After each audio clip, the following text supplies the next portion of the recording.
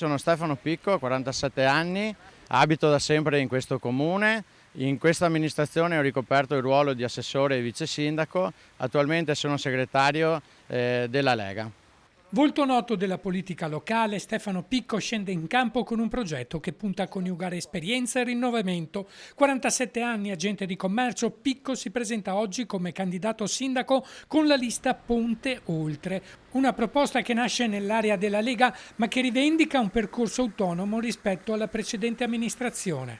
Ho deciso di candidarmi per dare una mano ai miei concittadini perché credo che con l'esperienza maturata in questi anni riesco ad ascoltare quali sono i problemi e le istanze del territorio. Ponte Oltre si propone di intercettare quell'elettorato legato alla tradizione del carroccio, ma che oggi chiede una nuova visione operativa più concreta e vicina alle esigenze quotidiane del territorio.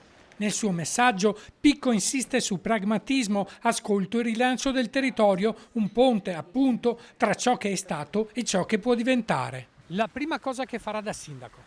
Beh, innanzitutto terminare le opere che sono già iniziate, il cinema Luxor, la pista atletica, le piste ciclabili e il municipio. Dopodiché instaurare una macchina amministrativa dove raccolga tutte le idee dei cittadini per dare e migliorare il futuro di questo paese.